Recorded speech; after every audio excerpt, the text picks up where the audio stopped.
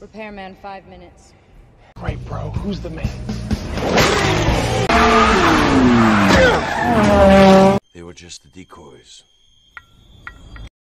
Assalamualaikum warahmatullahi wabarakatuh. Hai, kembali lagi bersama saya Ama dalam channel kesayangan kita, yaitu Teman Nonton. Kali ini saya akan membahas sebuah film action yang dirilis pada tahun 2008 dan dibintangi oleh James McAvoy yang akan beradu akting dengan aktris cantik dan seksi Angelina Jolie, atau Anjol lah kita nyebutnya gitu. Oke, tanpa berlama-lama lagi langsung saja ke videonya. Let's go.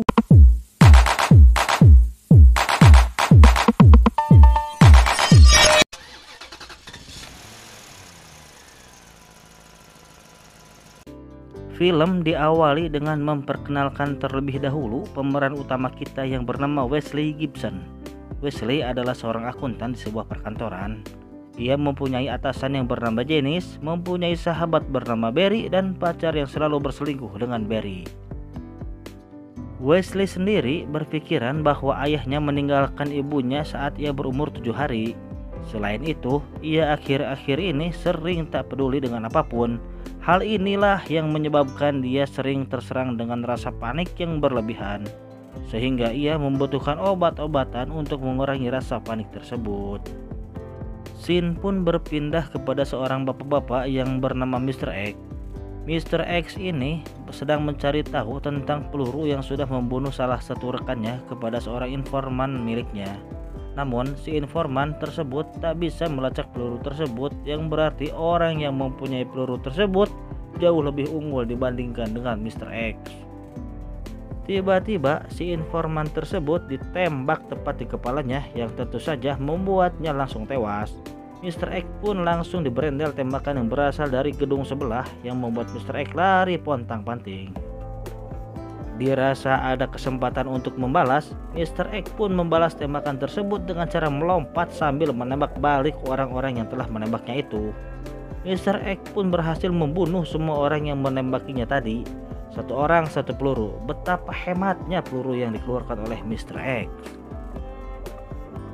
Tak lama berselang, Mr. X pun menerima telepon yang sudah ia duga dari seorang yang bernama Cross. Mr. X pun memperingatkan Cross bahwa tidak boleh ada yang keluar dari persaudaraan dan jangan mengirimkan domba untuk membunuh serigala. Namun Cross pun hanya menjawab bahwa mereka adalah umpan. Dan goodbye Mr. X. Mr. X pun tewas dengan peluru menembus kepalanya. Scene pun berpindah lagi ke sebuah kontrakan yang berada tepat di pinggir rel kereta api, yang dimana itu adalah tempat tinggalnya Wesley bersama pasangan kumpul kebonya. Wesley menyukai tinggal di situ karena suara bising dari kereta api bisa meredam suara pacarnya yang cerewet. Di pagi itu, seperti biasa Wesley pergi kerja. Dan di tempat kerja pun seperti biasa ia berada di bawah tekanan dari Janice yang dilakukan secara berulang-ulang dan membuat Wesley selalu terkena serangan panik. Karena itulah ia sampai harus menerima resep untuk mengobati serangan paniknya itu. Malam pun tiba. Ketika Wesley mampir ke sebuah minimarket untuk membeli obat penenang sesuai resep, ia merasa ada seseorang yang mengawasinya. Tiba-tiba ada seorang wanita cantik di hadapannya ketika ia akan membayar di kasir. Wanita tersebut bernama Fox. Fox pun mengatakan bahwa ia mengenal ayahnya Wesley yang tewas kemarin di atap gedung Metropolitan. Dan pembunuhnya ada di belakang Wesley. Kemudian baku tembak pun antara Fox dan Cross pun terjadi.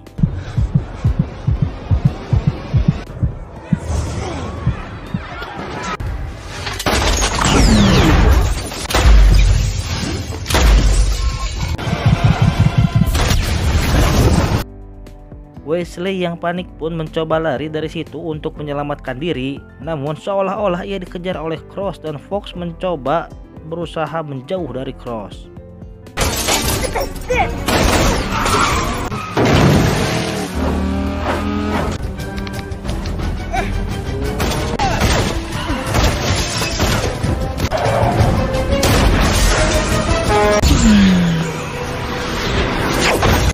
Fox pun berhasil lolos dari kejaran Cross walaupun dengan kondisi mobil yang rusak.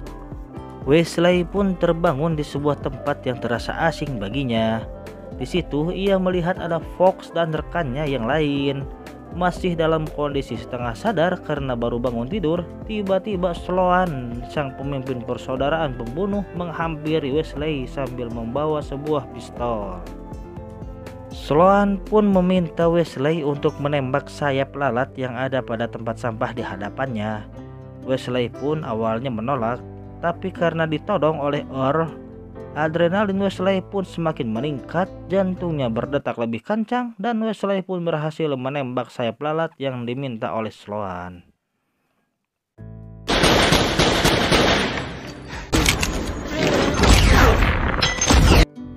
Sloan pun menjelaskan kepada Wesley bahwa dalam dirinya mengalir adalah seorang pembunuh. Sloan juga menceritakan tentang ayahnya Wesley yang menjadi pembunuh hebat di kelompok persaudaraan pembunuh. Namun ia telah dibunuh oleh Cross. Selain itu, Sloan pun membujuk Wesley untuk bergabung agar ia bisa membalaskan dendam ayahnya tersebut. Dan semua aset milik ayahnya telah ditransfer ke rekening milik Wesley. Wesley yang masih merasa bingung pun segera pergi dari tempat itu sambil membawa pistol yang diberikan oleh Sloan. Wesley pun kembali terbangun di kontrakannya lagi dan menganggap kejadian kemarin adalah sebuah mimpi. Namun ketika hendak buang air di WC, Wesley pun tak sengaja menjatuhkan pistol yang ia pakai kemarin. Jantungnya pun kembali berdetak kencang. Karena penasaran, ia pun segera mengecek saldo di ATM-nya, dan betapa terkejutnya ia ketika melihat saldonya bertambah banyak menjadi 3,6 juta dolar. Wah, kalau dirupiahin berapa itu? Pada hari itu, Wesley terasa berbeda dari sebelumnya. Kini ia tak gampang kaget, tak gampang panik, lebih pede dan lebih ceria, sehingga membuat Barry, sahabatnya itu, merasa heran. Tiba-tiba Janice pun datang menagih laporan keuangan kepada Wesley sambil mencaci maki. Tanpa diduga, Wesley pun membentak Janice dan menghina balik yang membuat seisi ruangan merasa heran melihat perilaku Wesley. Selain itu, Wesley pun menghajar Barry dengan keyboard komputer lalu pergi dari sana. Di luar ruangan, Wesley terlihat lebih plong dan rileks karena telah berhasil mengeluarkan semua unek-uneknya yang telah lama ia pendam. Ia pun kini bisa tersenyum lebar. Tiba-tiba Fox pun datang menjemput Wesley, dan Wesley pun ikut bersama Fox pergi ke sebuah pabrik tekstil tua. Wesley pun dibawa oleh Earl untuk menemui Sloan. Banyak pertanyaan yang dilontarkan kepada Sloan, dan untuk memberi jawabannya, Sloan pun menyerahkan Wesley kepada Fox dan Repair. Si Repair, nggak tahu lah siapa nama aslinya. Wesley pun diikat pada sebuah kursi. Fox pun bertanya apa tujuannya datang ke situ. Karena jawabannya tak seperti yang diharapkan, Repair pun menghajar Wesley sampai pingsan. Wesley pun terbangun kembali dengan kondisi babak belur. Kini giliran si tukang daging yang mengospeknya. Wesley pun terkena sayatan di tangan dan tangannya tertusuk yang menyebabkan ia berteriak dengan keras hingga berujung di ruang pemulihan. Wesley juga belajar menembak dengan Earl, belajar pakai sajam dengan si tukang daging, melatih fisik dengan Fox, dan dihajar oleh Repair setiap kali Fox tak mendapatkan jawaban yang tepat dari Wesley. Hingga pada suatu hari, salah satu anggota persaudaraan pembunuh telah tewas lagi oleh Cross. Hal ini menyebabkan Sloan semakin resah dan memerintahkan Fox untuk semakin giat melatih Wesley. Tibalah pada pelatihan baru, yaitu Wesley harus bisa menangkap gulungan benang yang ada pada mesin rajut, yang membuat tangannya terluka, dan Wesley pun merasa kesal dengan Fox dan Sloan. Ketika sedang curhat dengan si orang Rusia tentang apa yang dihadapinya di situ, tiba-tiba Fox memerintahkan Wesley untuk masuk ke ruang reparasi dalam 5 menit. Setibanya di ruang reparasi, Fox langsung menghajar Wesley sambil bertanya tujuan apa Wesley ke situ. Wesley pun terus dihajar sampai ia berkata, "Aku tak tahu siapa diriku." Setelah mengatakan itu, barulah Fox berhenti memukuli Wesley. Jadi itu jawaban yang diinginkan oleh Fox gitu. Sloan pun membawa Wesley ke sebuah ruangan milik ayahnya. Sloan pun menceritakan bahwa ada anggota yang membelot bernama Cross dan mulai membunuh satu persatu orang-orang yang lebih hebat darinya, termasuk ayahnya Wesley. Semua barang yang ada di ruangan itu kini menjadi milik Wesley. Hal itu pun menjadi motivasi agar bisa menjadi lebih hebat seperti ayahnya. Wesley pun menjadi semakin giat dalam berlatih. Dari hari ke hari dan minggu ke minggu, belajar dipukuli sampai bisa membalas pukulan, belajar senjata tajam sampai bisa menang melawan si tukang daging, belajar mengambil gulungan benang pada mesin tenun, menang lomba lari bersama Fox di atas kereta, serta berhasil membelokkan peluru seperti tendangan pisang milik David Beckham. Wesley pun mempelajari cara membunuh Cross dan cara menghadapinya. Tekun belajar kalau udah dikasih duit mah Wesley juga dibawa ke sebuah mesin tenun tua oleh Sloan. Di situ, Sloan menceritakan tentang sejarah persaudaraan yang sudah berumur 1000 tahun dan cara membaca kain yang akan menghasilkan target berikutnya. Sloan menyebutkan takdirlah yang ingin orang tersebut mati, bukan kita. Hingga muncullah satu nama yang akan menjadi target pertama Wesley. Akan tetapi Wesley tak bisa melakukannya karena ia tak tahu alasan apa yang lebih realnya gitu. Apakah ia jahat atau apapun lah itu yang menyebabkan ia harus mati.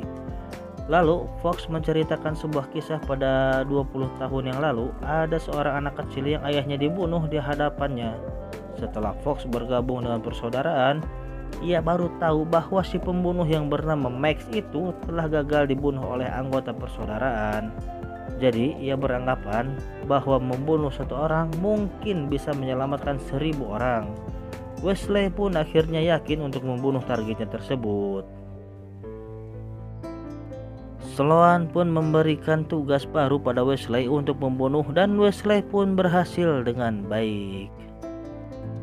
Hingga pada suatu malam, Wesley yang sedang menunggu Fox, tiba-tiba ia melihat Cross dari seberang jalan dan kejar-kejaran pun terjadi.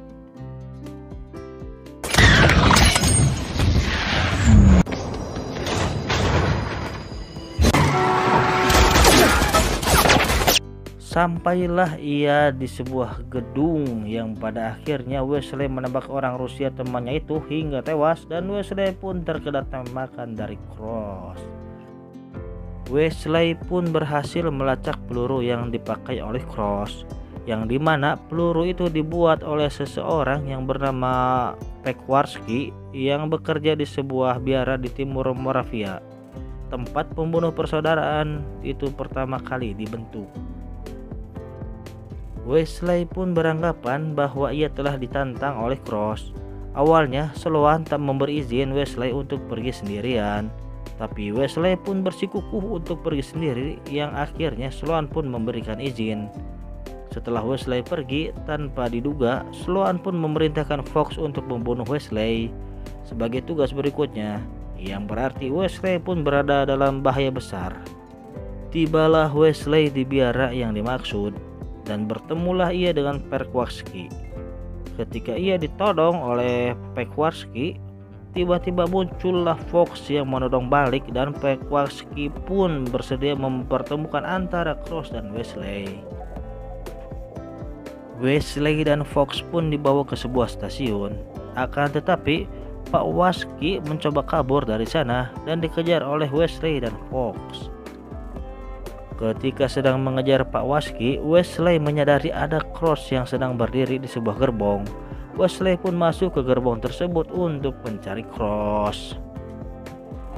Sadar bahwa Fox telah terpisah dari Wesley, Fox pun mencuri sebuah mobil untuk mengejar kereta tersebut. Di sini terkuak fakta bahwa ternyata Pak Warsky lah yang disuruh oleh Cross untuk mempertemukannya dengan Wesley. Kejar-kejaran dan adu peluru pun terjadi.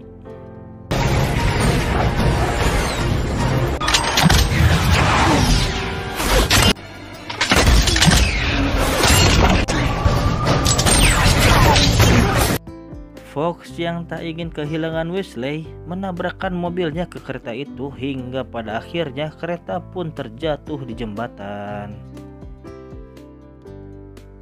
Ketika Wesley akan ikut jatuh ke jurang, tiba-tiba Cross menyelamatkannya. Tapi karena dendam yang membara, Wesley pun menembak Cross di bagian dada. Cross pun sekarat. Ketika Wesley akan mengeksekusinya, terkuaklah fakta bahwa ternyata Wesley adalah anaknya Cross dan yang dikatakan oleh Sloan dan kawan-kawan adalah bohong. Sebelum Fox menembak Wesley, Wesley pun menembak kaca yang membuat Wesley pun dan Cross terjatuh ke sungai. Wesley pun terbangun di sebuah ruang pemulihan yang ternyata itu adalah rumahnya Cross yang terletak di pinggir kontrakannya Wesley. Entah gimana lah caranya tuh, tahu-tahu nyampe aja di situ. Tiba-tiba di situ ada Pak Weski yang sedari tadi menunggu Wesley bangun. Pak Weski pun menjelaskan tentang Cross yang tak pernah jauh dari Wesley dan selalu ingin melindunginya. Cross juga tak ingin Wesley menjadi pembunuh seperti dirinya. Semenjak nama Sloan keluar dari mesin rajut, maka Cross pun keluar dari persaudaraan. Karena persaudaraan pembunuh telah dipolitisir oleh Sloan. Wesley pun menemukan gudang senjata milik Cross dan mempelajari cara menghancurkan Sloan dan kawan-kawan. Setelah itu, Wesley pun membeli banyak sekali selai kacang untuk memancing tikus sebagai alat untuk senjatanya. Setelah semuanya siap, peperangan melawan Sloan pun dimulai. Kill him.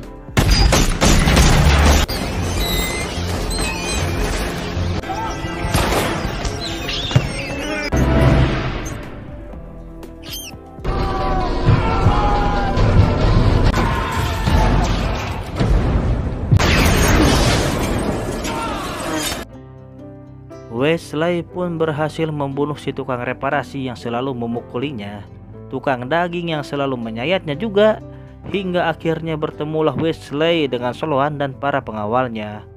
Di sini terkuaklah fakta bahwa selain nama Sloan, nama Fox, Earl dan yang lainnya juga ternyata pernah keluar dari mesin rajut. Namun Sloan tak bilang karena jika semua pasukannya mati, maka persaudaraan pembunuh akan segera tiada.